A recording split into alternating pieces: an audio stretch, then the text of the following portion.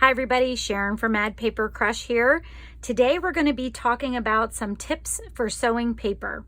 And before I get started saying anything, I want you to know I am not a seamstress. These are just things that I have learned through my experience and things that are helpful to me.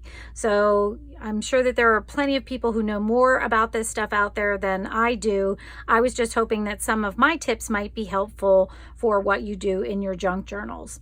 So today we're going to be talking about stitching on paper, and we're going to be talking about straight stitching, and we're going to be talking about zigzag stitching. And as you can see in my sample here, I have some straight stitching that's a longer length of the stitch and some that's very small. So you can kind of see the difference on the back here. This is the longer stitch.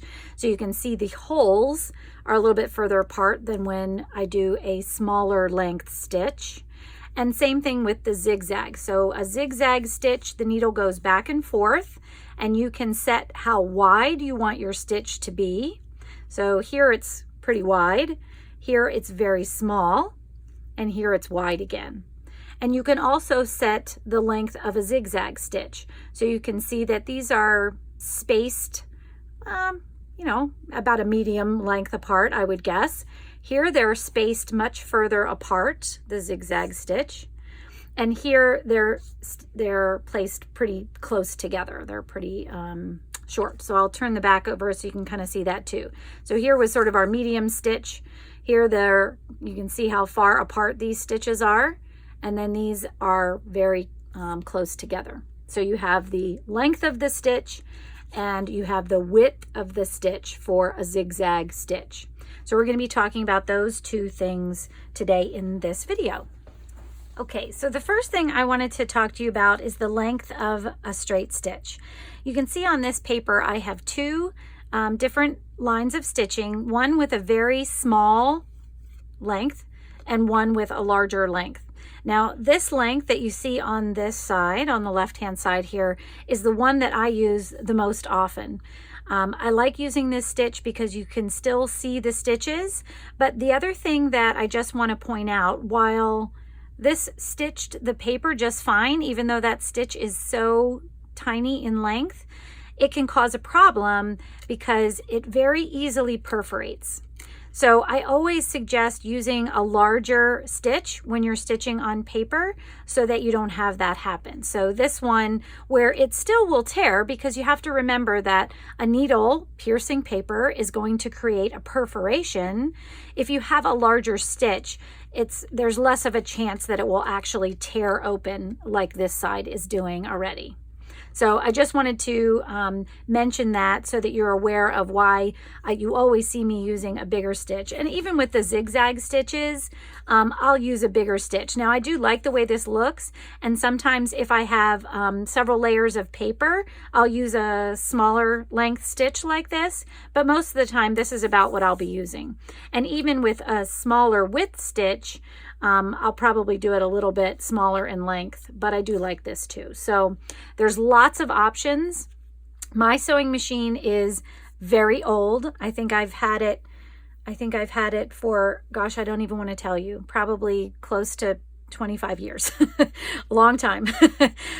So it's very simple. It does straight stitch, it does zigzag stitch, it does a couple of other stitches that I don't even know how to use. So I use the straight stitch, I use the zigzag stitch, I backstitch, and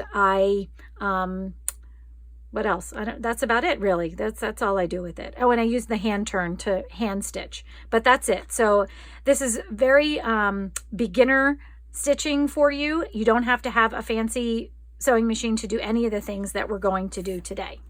Okay, let's talk about attaching ephemera to paper to stitch it together to keep it all together. So for example, I have this library card that was printed on presentation paper, so you can see it's very white.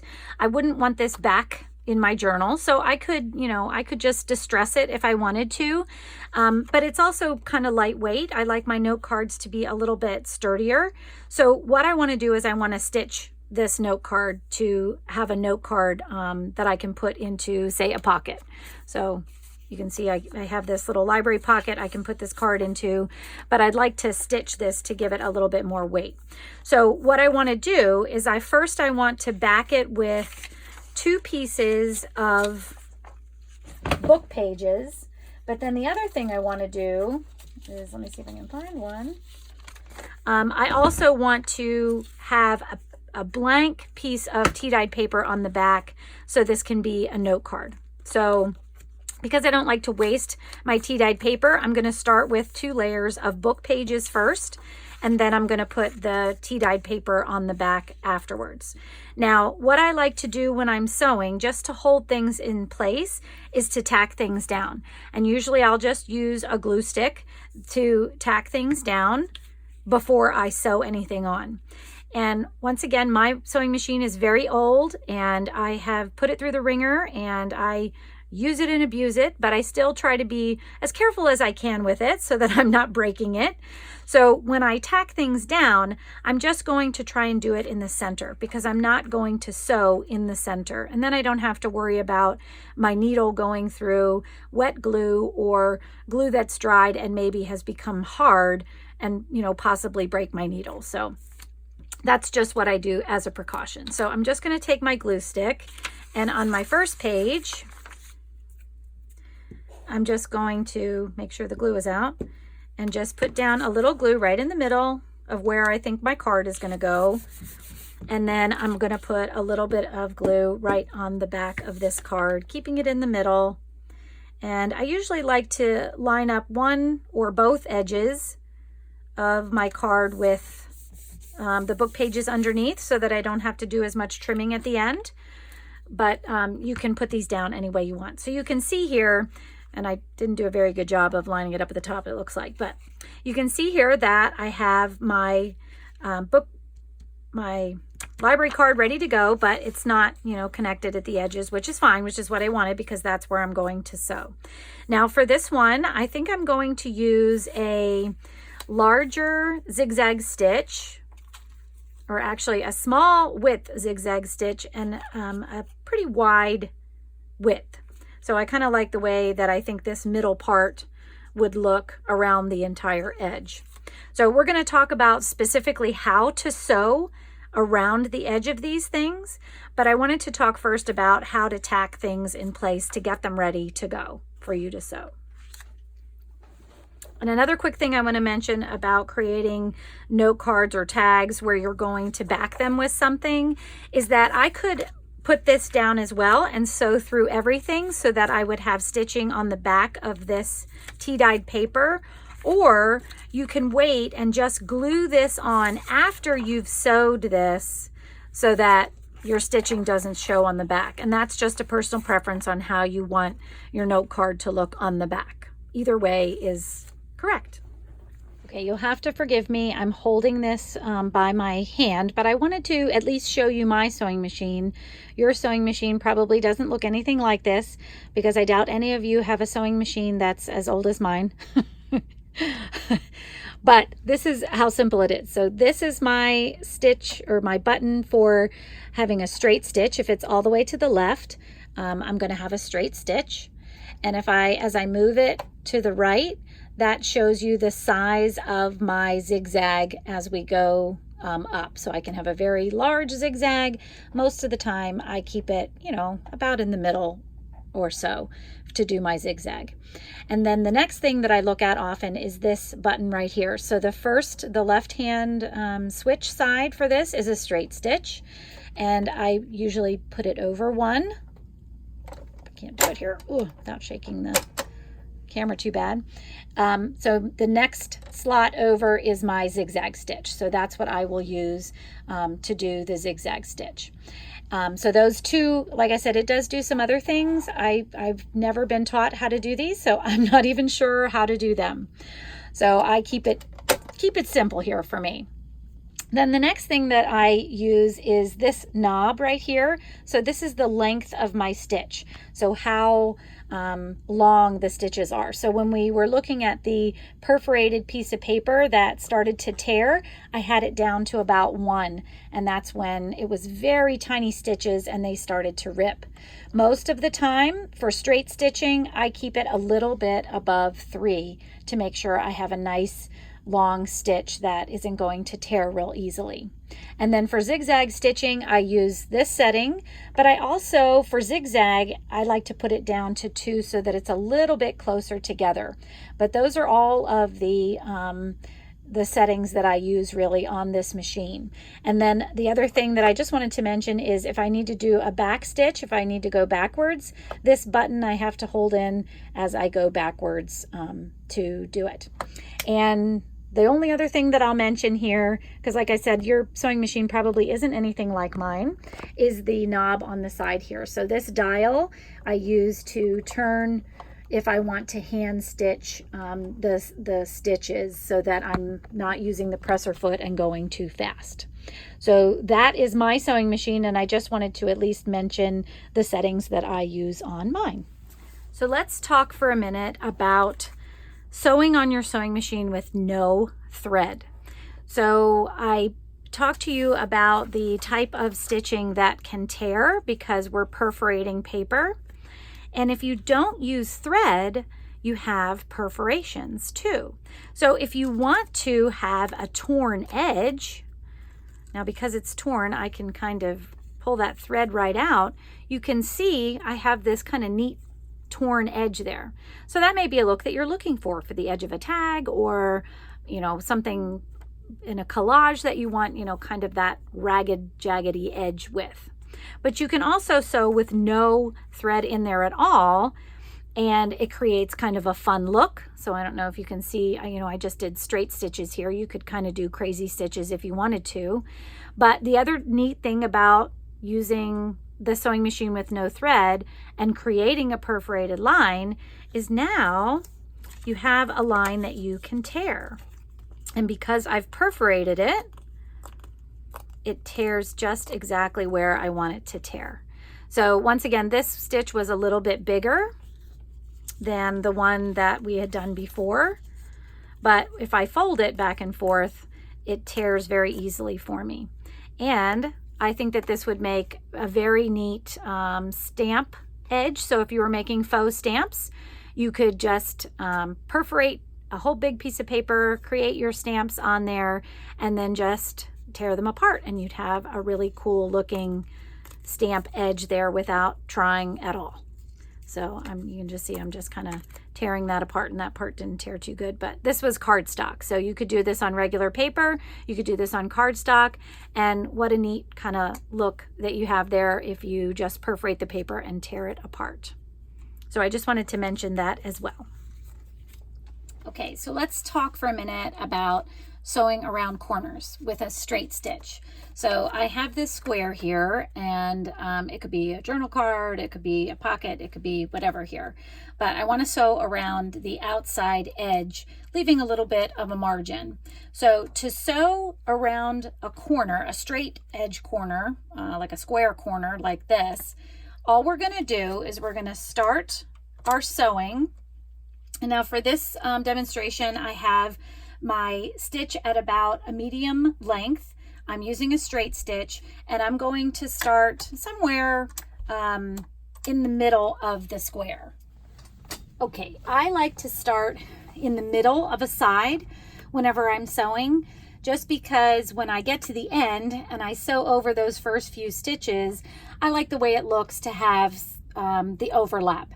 You can start wherever you want. You can start at the corner if you want to. You can start, down at the bottom, wherever you want to start, you can.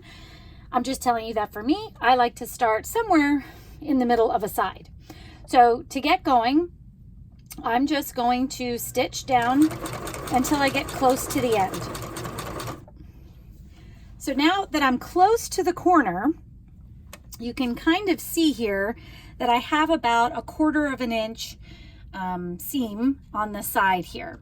So, and I can look down at the top and see that I'm almost to 1/4 of an inch, but not quite.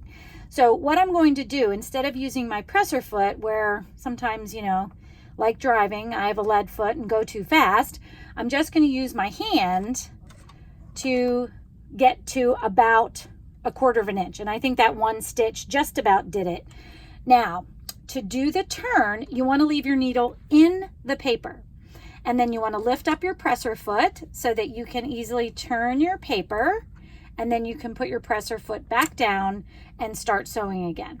So let's go ahead and do another side. I'm going to stitch straight all the way down to the close to the end. And when I get close, I'm going to stop using my presser foot and just use my hand until I get to about 1/4 of an inch that's left on the paper as I look down on here. So then I'm just going to turn again, and same thing. That's how you do a turn. I'll do it one more time to show you. Almost to the end, and actually I think this probably is close enough to the end. I don't even have to hand turn. Leave my needle in the paper, lift up your presser foot, turn, and put your presser foot back down and go again. The reason you leave your needle in the paper is because if you lift the presser foot up and the needle isn't in the paper to hold it down, your paper may sort of get lost, you know, and then your stitches won't be straight. So I'll just kind of show you. I'm going to do a stitch or two, and I'm going to lift my needle out of the paper. And if I lift the presser foot up now, I can completely remove the paper from underneath the sewing machine. And I don't want to do that because sometimes it's hard to line it back up and, you know, start going right where you were before. So whenever you do a turn, your needle should always be in the paper so that you can lift your presser foot and turn your paper around wherever you need to go. So I'm just going to sew again right to the edge here. Not quite to the edge. I have my about 1/4 of an inch seam allowance there. My needle is in the paper. Lift the presser foot and turn. And so for me, because I started in the middle of the paper, I have just a teeny bit to go to get around to the end. And I don't know if you caught that, but I did a little bit of a back stitch on this one, and we'll talk about that in a minute. But you can see here I have nice corners, and my stitching is a straight line all the way around. Okay, now we're going to use a straight stitch again, but this time I want to show you how to stitch around a rounded line. And it's not much different than a straight stitch. It's just you might want to go a little bit slower if you're not as comfortable with stitching. So this might be like a pocket that I would put on a page of my journal, so I could put a tag in the top here. So if I want to sew this onto my page, I want to be sure I sew the top edge first, so that when I sew it onto the page, I don't sew the pocket shut. So all I'm going to do right now is sew this top edge of this pocket. And I'm going to do it with a straight stitch, and I have it at about a medium length stitch. Now I'm going to start this one. I'm going to actually start this one off the edge of the paper and move it into the paper so that when I do the stitching around the other 3 sides, it'll cross over those and kind of give me a little bit of a knot or security so that these stitches don't come out.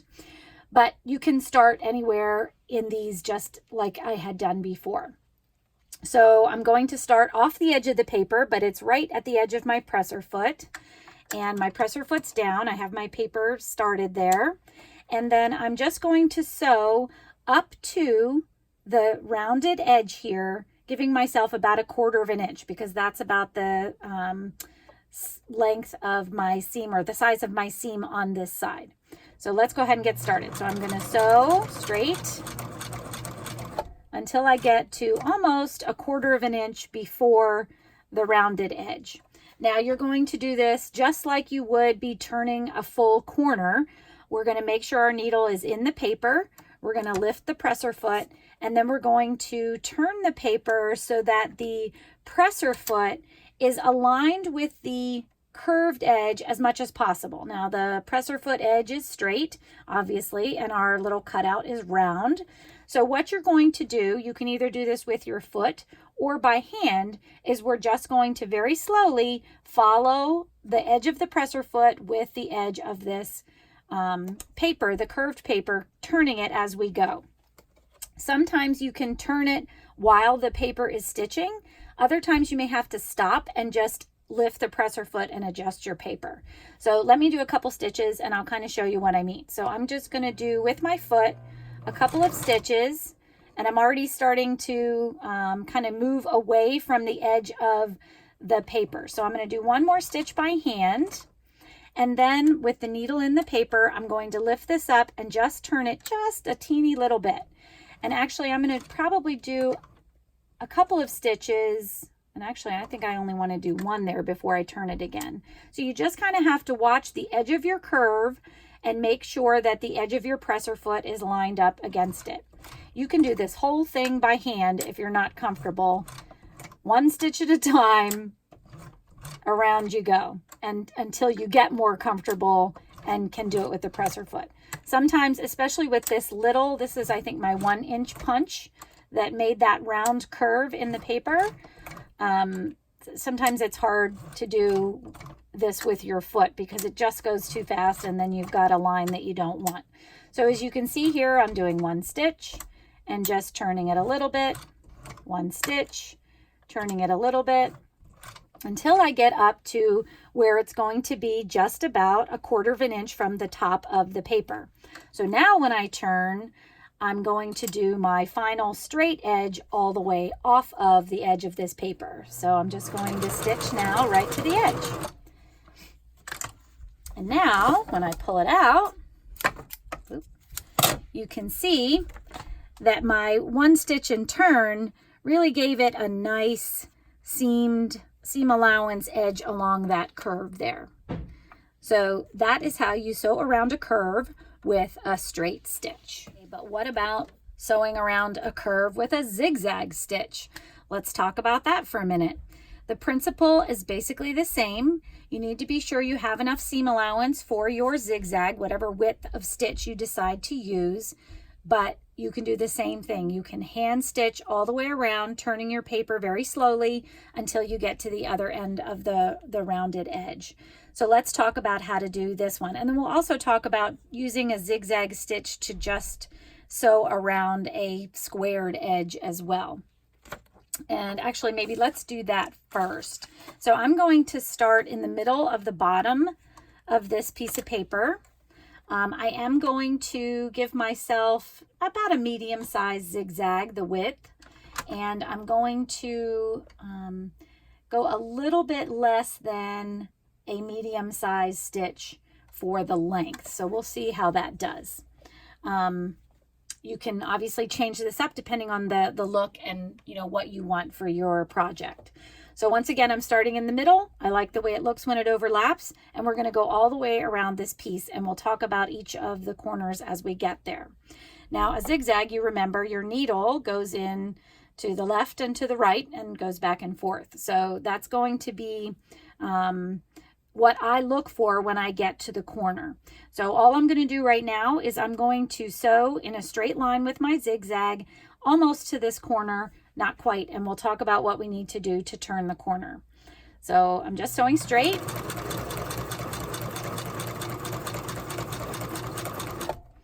Okay, and I'm probably maybe 2 stitches out from where I want to turn.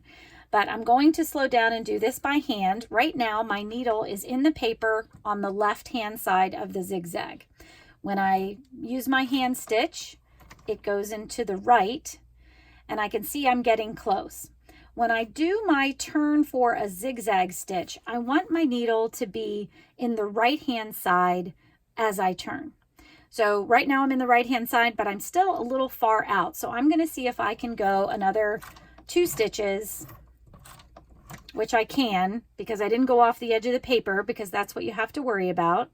And now my needle is in the right-hand side. It is in the paper. I'm going to lift my presser foot and I can turn and basically start stitching again. Sometimes when you get close to the edge of the paper, it doesn't line up exactly the way you want it because your needle is on the left-hand side of the zigzag. So let me go to the end of this one and see what happens, see if it happens there.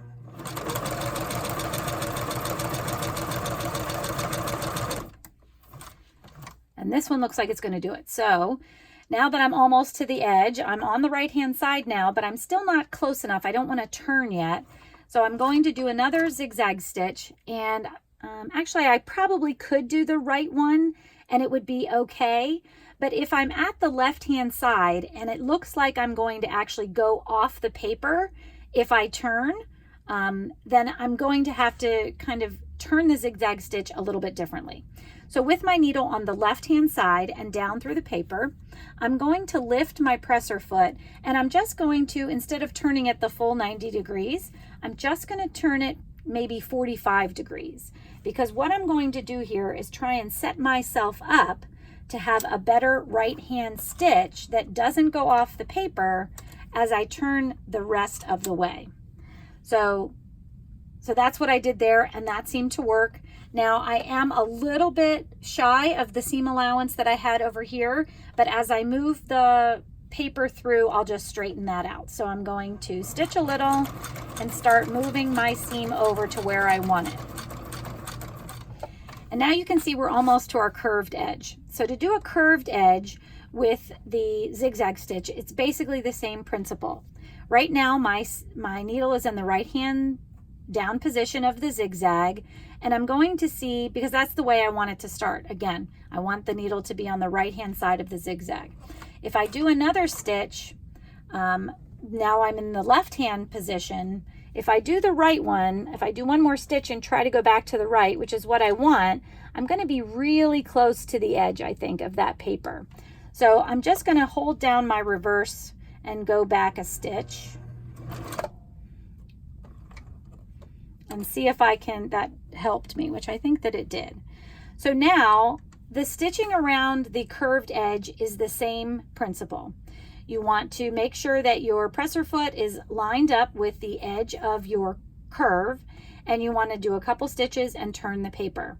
Once again, you can do this with your foot if you're comfortable with the machine doing most of the work, or you can turn the machine by hand if you're not as comfortable with it getting away from you. So I'm going to try a couple stitches, and I'm going to turn a little, and I'm going to turn a little, couple stitches, and turn a little. And once again, I'm just trying to make sure my pressure foot is lined up with the edge of that paper as best as I can, and when it looks like it's starting to move away from it, I just do a little bit of a turn. Ooh, see, that one got a little fast. I think we're all right. And I'm just going to keep going.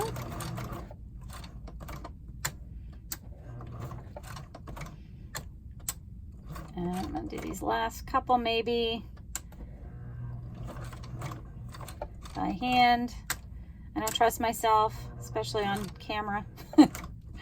All right, and when I get close to the edge, once again, I would like to have my needle in the right-hand side. It looks like I'm good here to turn. It's on the right-hand side. It's down. I'm going to lift my presser foot, and I'm going to turn. And as I turn the paper, I realize that I am a little bit over my seam allowance this time. But all I'm going to do then is I'm going to lift the presser foot up and just turn it back just a teeny little bit. And I will straighten out the paper as I start to stitch. So I'm going to start stitching, and I'm going to straighten out the paper to get back to my seam allowance alignment. Now, as I move to this corner, I'm in that same position where my needle is on the left-hand side, and if I do one more stitch to get it to the right-hand side, it's going to go off the edge of the paper.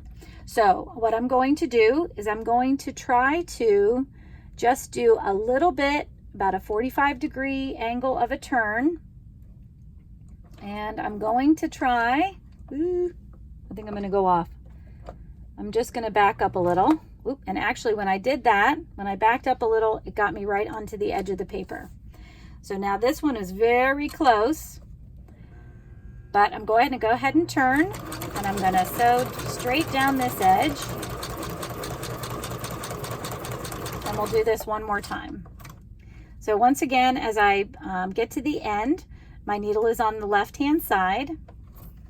If I do one more, this one might be okay, but I'm going to do just a little back stitch so that it goes in almost straight over to the side.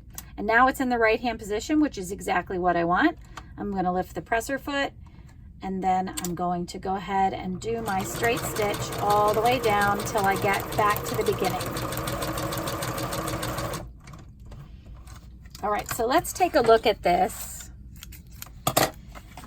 Now we started down here and we did our first stitch down to the end, and we kind of did a little bit of a back stitch here so you can see the difference in the stitching there, I think, because of that back stitch.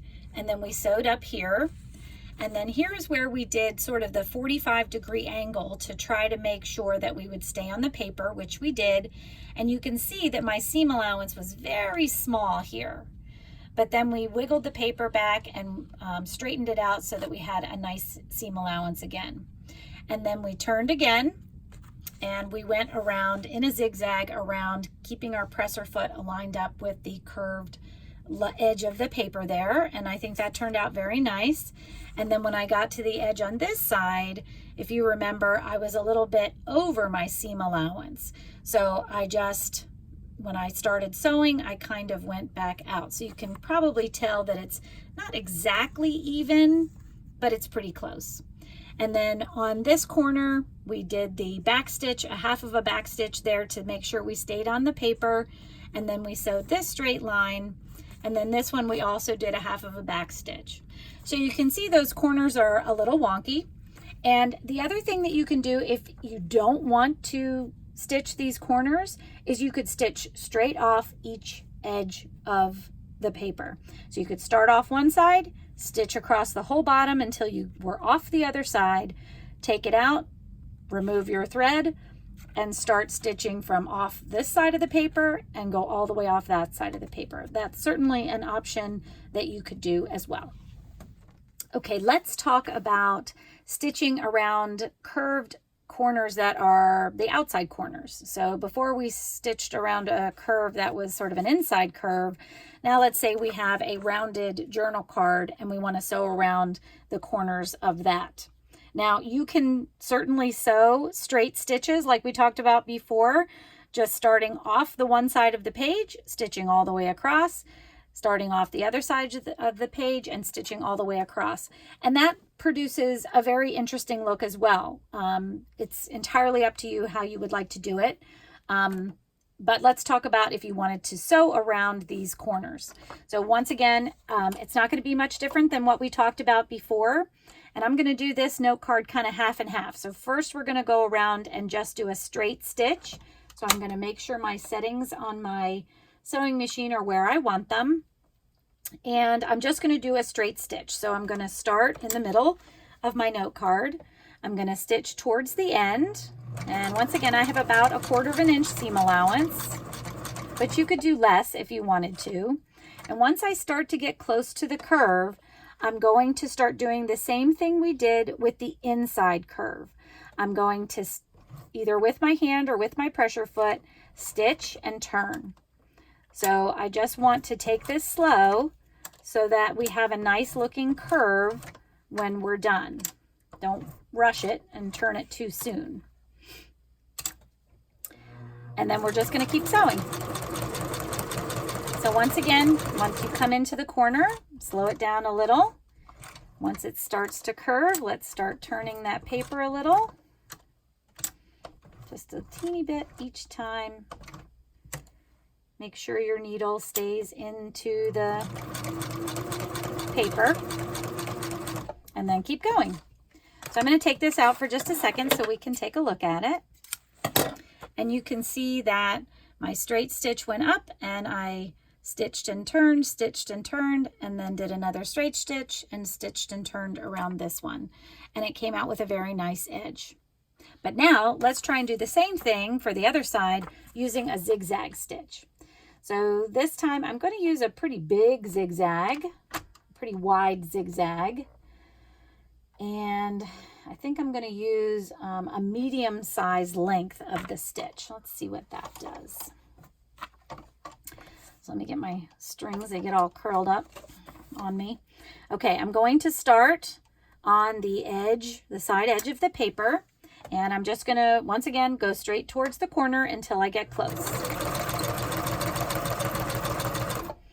And once I get close, with a zigzag, I always am more comfortable if my needle is on the right-hand side and down as I start to turn.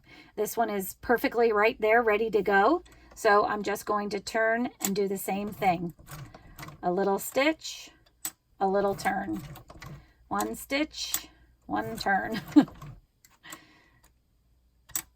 Until we get to a place where we're even. And that one, and now I'm on the right side again, and I'm around the corner, and I'm just going to keep going until the edge. And once I get close, my needle's on the right hand side again. I'm just gonna, actually, I think I could probably do one more stitch. So now my needle's on the left hand side, but because this is an outside corner, I'm gonna probably be okay as I start to turn. But I'm gonna turn just a little, go with my hand, turn a little, and a stitch or two. And then I'm just going to go straight down until I get back to the beginning. So let's see how this one turned out. So now, because of the outside corner on this one, the position of your needle isn't as important. I'm always more comfortable when it's at the right when I begin to turn, but as you can see, it doesn't matter. This one we were on the left-hand side, but because it was an outside curve, when I went over to the right, it wasn't a big deal for when I turned the paper. So that is stitching around a rounded corner with a zigzag stitch. Okay, so for a zigzag stitch, if you're doing two papers on top of each other, you can do it one of two different ways. You can zigzag so that your zigzag stitch stays within the border of the paper that's on top, or you can zigzag stitch so that the stitching goes, you know, one hole inside the paper and one hole outside the paper to the paper beneath. So I'm just going to show you what that looks like. And to do that kind of stitching where one stitch side goes into the paper on top and one goes into the paper on the bottom, I'm going to try to line up the edge of the paper that's on top with the middle of my presser foot, so that when I do my stitching, the needle will go back and forth and not hit the border but go on either side of it. So I'm just going to go ahead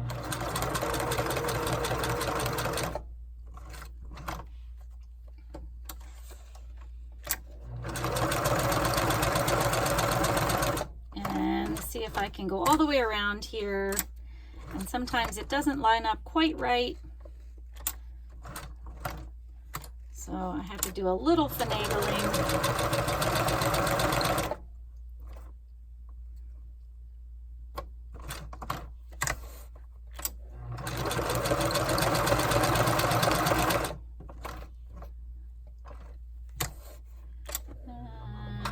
Just going to kind of that away from me too.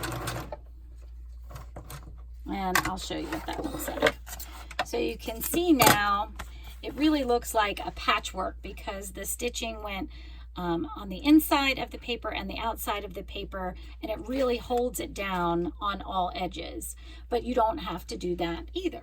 I'm going to do another one now, and this time I'm going to set my sewing machine to a straight stitch that's pretty large, but I'm going to keep my stitch on the inside border of this paper.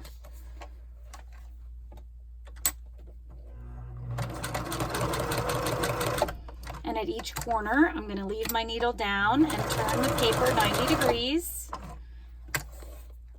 as I go around to the next side.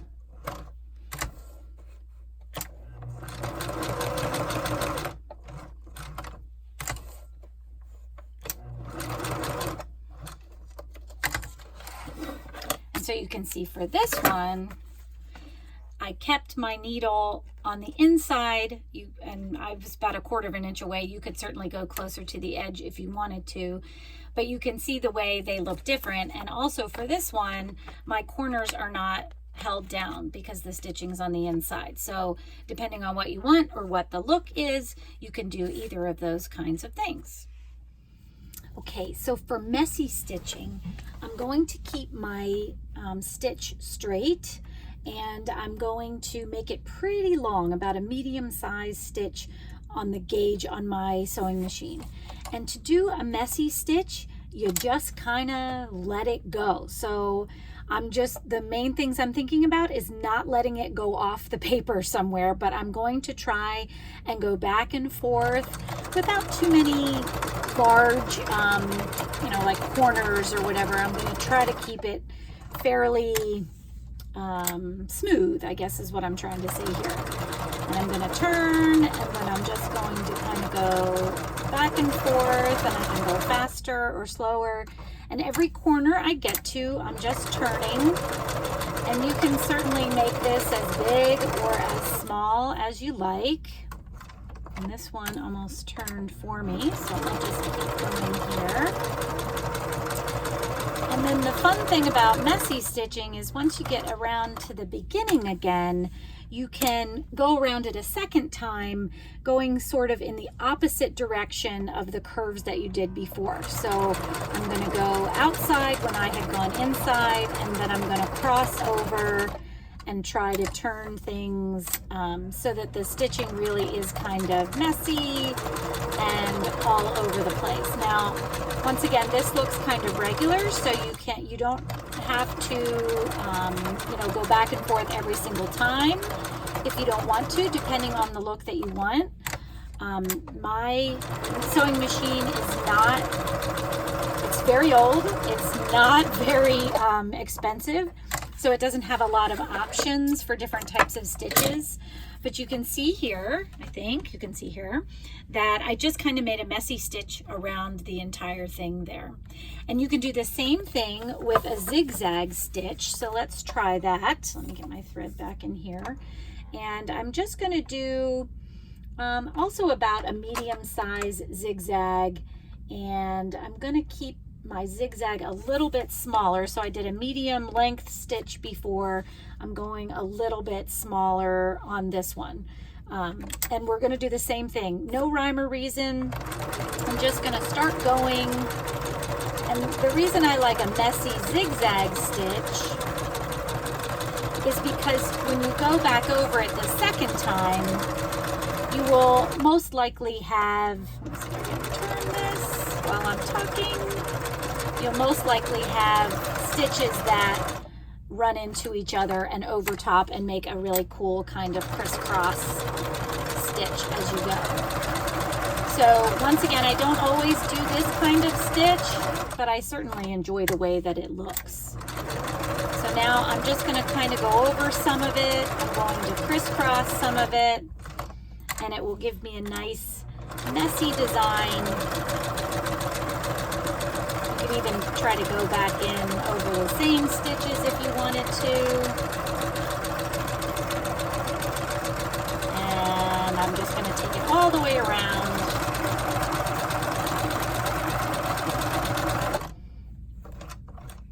And then I'm going to pull it out here. So you can kind of see how this one went. Same kind of thing. My stitch is about it's a medium to large width. So the length that I did for how far each stitch is from one another was a little bit smaller.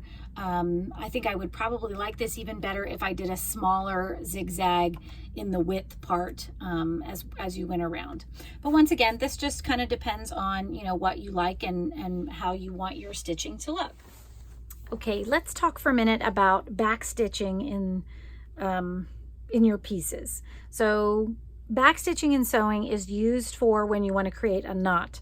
So because when you stitch, the stitch really is just a loop from the bottom going around the thread at the top. So for example, I didn't backstitch any of these, and you can see if I pulled, I could begin to take this out because there's no knot.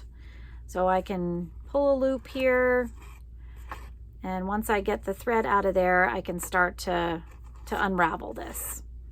So obviously you wouldn't want that to happen to your pieces. So backstitching stops that from happening because it creates a knot when you go back a couple stitches and forward a couple stitches at the end of your stitching, you know, to create a little bit of a knot. So when you're going around an entire piece, you don't necessarily have to backstitch if you go over some of the first stitches you were on, and then you don't have to worry about backstitching. You've kind of created that knot. So do you need to backstitch? You don't need to backstitch unless you want to be certain your stitches don't start to fray. Now, like I said, you know, it kind of takes me a little bit of an effort to, you know, start pulling this apart, but it could wiggle its way out on its own, I'm sure. So most of the time for note cards and tags and things like that, I always try to be sure I go over the first stitches or do a little bit of a back stitch to be sure my stitching doesn't come undone. Now, and you can see this is an example of some back stitching or some overlap here. So I probably started right here and came around this whole piece. And then when I came back to the top, I just came over the first stitches a little and came back so that I had a back stitch. And you can see this creates a nice little knot here in this note card. But for pockets and things like that, so for example, if I was going to use this piece as a pocket and I wanted to put it inside of a journal somewhere. Now this journal isn't big enough, but let's just pretend my page is big enough here. And I sewed all around my pocket. I would glue my 3 sides, so my 2 sides and the bottom, but leave the top open, obviously, so that we have a place to put our ephemera. If I was gluing it, I would start on an edge that was going to be glued down, and I wouldn't worry about backstitching because the glue would be your knot. So in those cases, or for instance, if you're creating a tuck spot of some sort, you know, and you're gluing it down, you don't necessarily need to backstitch. Now for this one, you can see, because when I flip the page, you can see the stitching, I actually stitched this onto the page. I did do a little bit of a backstitch there to make sure that it wouldn't come off the page. So let me see if I can find another example. See if I can find an example of a sewn one. I think I had one in here. No, a lot of these are sewn in, I believe. I know I had one somewhere. Thought I had one somewhere. Okay, I can't seem to find it right at the moment here. Why don't I turn off the camera and see if I can find it? But before I do that, let me show you, I wanted to just show you that this pocket, which is actually a full page pocket, so I sewed it onto the signature before I sewed the signature in, so this pocket actually goes all the way across. I sewed the top of the pocket by itself before I sewed it onto the page. So you can see here there's no top stitch on this back side of the page because I sewed this separate. So because I wanted my sewing to go all the way around the pocket, I needed to sew this first so that there was still room to put a card or something into the pocket. So I didn't sew my pocket shut. And then I went ahead and sewed around the rest of the pocket to get the full pocket in there. So I wanted to show you that. But now let me see if I can find another example of a pocket that was sewn but then glued in. Okay, I found it. It was in a different journal. That's why I couldn't find it. So this pocket was actually sewn all the way around and then glued on. So it was sewn before it was put into the signature or on the page, but then just glued in 3 spaces into the book. So when you turn it over on this side, you can't see any stitching because the stitching was all done separate. Now, I wouldn't have had to do back stitching on this if I didn't want to because of the glue holding things in place. But I often just do back stitching anyway because I like the look of it. I like the sort of shabbiness of it. And I like to be able to leave some nice strings there. So I almost always backstitch, and honestly, it's probably more of a habit than it is anything else that I do the backstitching. But if you are gluing it down and you're going to be gluing your stitches down, you may not need to do a backstitch if you don't want to. So before I wrap things up, I just wanted to show you the finished note card that we had talked about in the beginning of the video. So I went ahead and stitched around my library card on my 2 pieces of book page, but then when I was done, I went ahead and glued it onto some tea-dyed paper. And it's still a little bit wet. I did use my glitter glue, and sometimes that seems to seep through my paper a little bit more than other types of glue. But you can see you can't see the stitching on the back of this is the point I was trying to make, because I waited to put the tea-dyed paper on until after I was done stitching. But this is an example of a tag that I did where the stitching is showing on the back. So I did the tea-dyed paper and the collage and things before I stitched. So once again, this is entirely, personal preference, how you want things to look when you're done. All right, friends, those are some tips on stitching onto paper. And I hope that these help you decide how to create a stitched effect on your ephemera, and that you use some of these techniques in your journals that are up and coming. Thanks so much for watching this video. If you liked it, please give it a thumbs up. I'd like to hear from you in your comments if there's something else you'd like me to cover in terms of stitching or anything else. And I hope you subscribe to my channel if you haven't already, and we'll see you in the next video. Thanks a lot, friends. Bye-bye.